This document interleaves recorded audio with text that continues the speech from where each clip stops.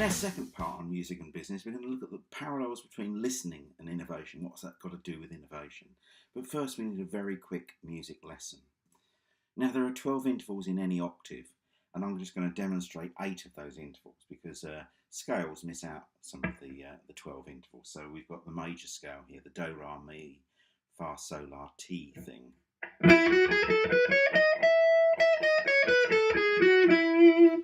Tons of Western music is made up of those 8 notes or combinations of those 8 notes because all music has conventions like third part harmony, the Beatles, ABBA, groups like the Beach Boys, and probably more modern boy bands and girl bands use third part harmony. And those conventions obviously make music popular because we tend to like things that we've heard before. And you could prove, but we're not here to do that, that most music, pop music, is based on the same sort of sets of scales and notes, really, or more or less the same. We tend to like sort of things on repeat, which is where innovation has a problem because it tends to be new. So the point about conventions is you can bend or break the conventions in order to make new music. So you can make a lot of music out of...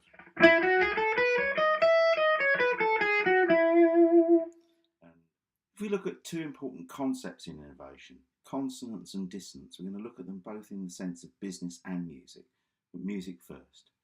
Much pop music is written in scales which remind us of things that we've heard before. So ABBA is probably very popular because really it's based on Mozart.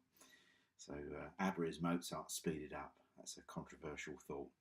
U2's songs are really, there's only 2 or 3 of them really that sort of stand out, and then the rest are sort of rearranged, with exceptions of course, but nonetheless U2's music is based often on Pachelbel's canon, if you care to look that out. The Beatles material, original but based on pre-existing structures, so it's consonant in our minds. And AC/DC, a controversial thought on that. I love AC/DC. I first saw them in 1975, so I'm going to try and get away with saying this. All of AC/DC's songs are really based on about 3 songs rearranged in different keys and slightly different formats. So if we listen to Rock and Roll Train,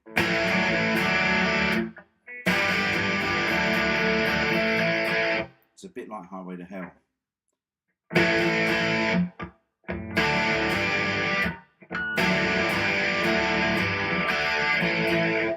Almost the same song. But of course, because we are creatures of habit, we like hearing that song rearranged many, many times over 40 or so years. No disrespect to AC/DC.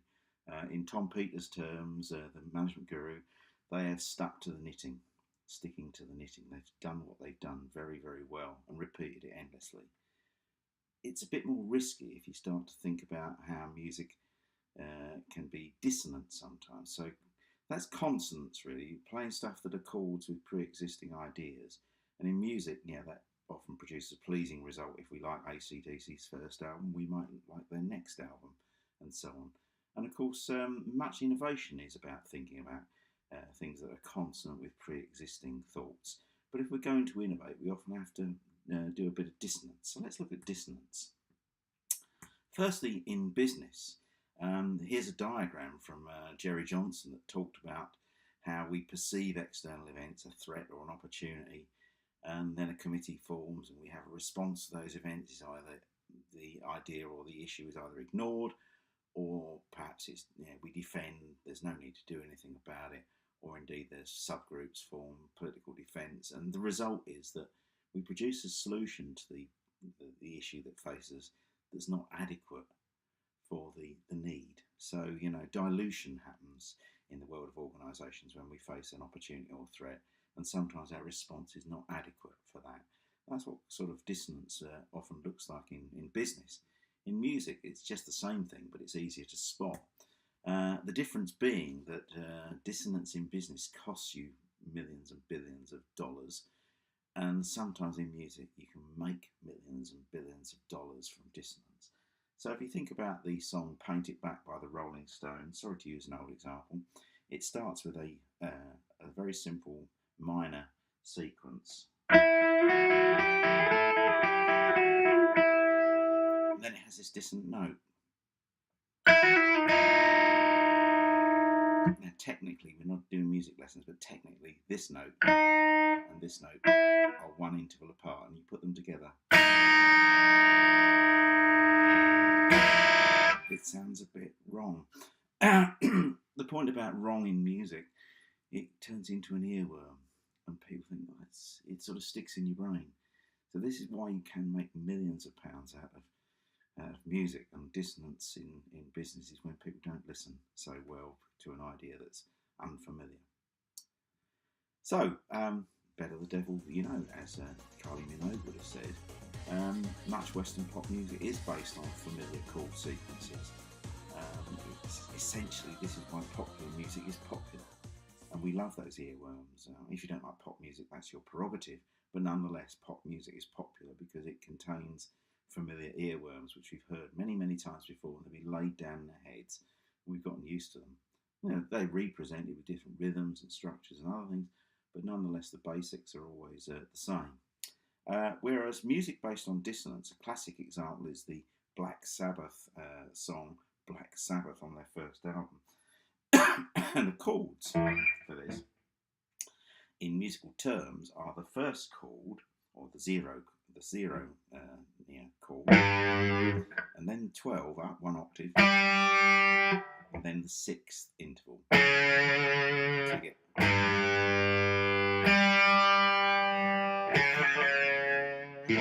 now the 6th interval is a dissonant note, and you can look at graphs of how the 6th interval interferes. It's just not consonant, and you can look at some physics about that if you wish to. But the point of the matter is, when you combine those 3 notes with the sound of thunder and Ozzy Osbourne talking about the devil, it sounds, to my ears, fantastic. But lots of people find music based on dissonant notes unappealing. The Catholic Church found the 6th interval so unappealing in the 16th century, they tried to ban the music that contained this 6th interval. Again, you can look that up on Wikipedia. Look up the devil's interval. They believe that it summed up the devil. This is not a fault of the Catholic Church, by the way. It's clearly the fact the Enlightenment had not taken place. People weren't familiar with electromagnetic radiation, nor did they believe they couldn't ban electromagnetic radiation. Unfortunately, of course, you can't ban it. So you get this. That's a sort of the wrong note. That apparently summons up the devil. But I've not noticed it happening at Black Sabbath concerts. Anyway, listen to Kylie, listen to Black Sabbath. Whatever you like is what you like.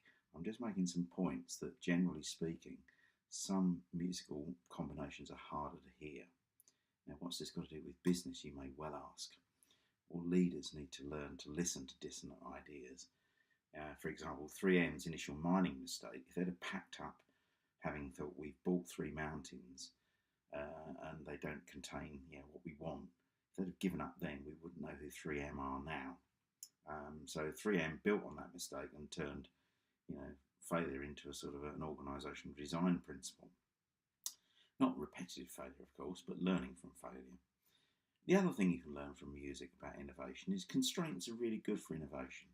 So as I pointed out, we have these constraints of, here's the full 12 notes.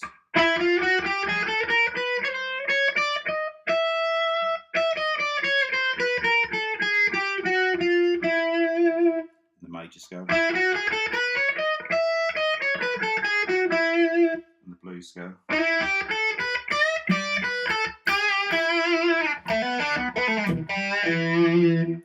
Different strokes, different notes for different folks, but they're all built out of some very simple constraints of 8 notes, 12 notes, and you can make thousands of bits of music which sound different from just those 8 notes. If I sort of demonstrate, if we listen to the Beatles, this one.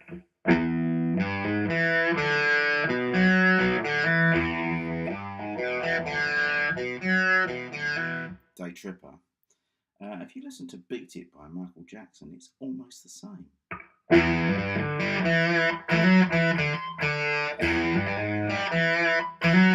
And Run DMC.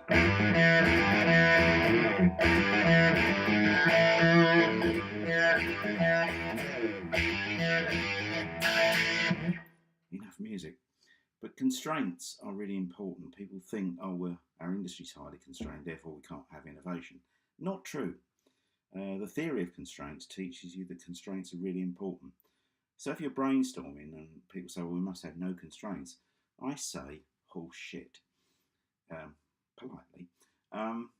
You do need to have constraints built into a sort of an open-ended thinking session, but there must be the real constraints, things that you're not ever, areas you never don't want to look at, or things you must avoid. All too often in brainstorming, we set up constraints, artificial ones, which actually are imaginary. So constraints come in two forms, but constraints are valuable for innovation. Now, the third thing we need to manage is complexity. All wicked problems are inherently complex, and most big organisational problems are complex. It does not help to over-complexify such things by adding difficulty to the problem. And when we get on to talking about Richard Branson, one of his maxims is to keep things really simple, the same as Einstein said, keep things simple, make things simple, but no simpler than they need to be.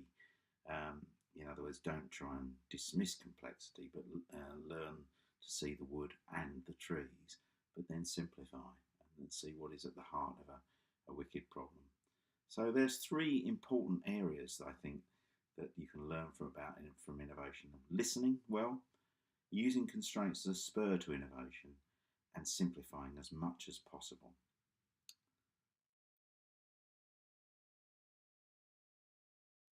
The next video will deal with how we create a culture of innovation where it's part of the DNA of the enterprise.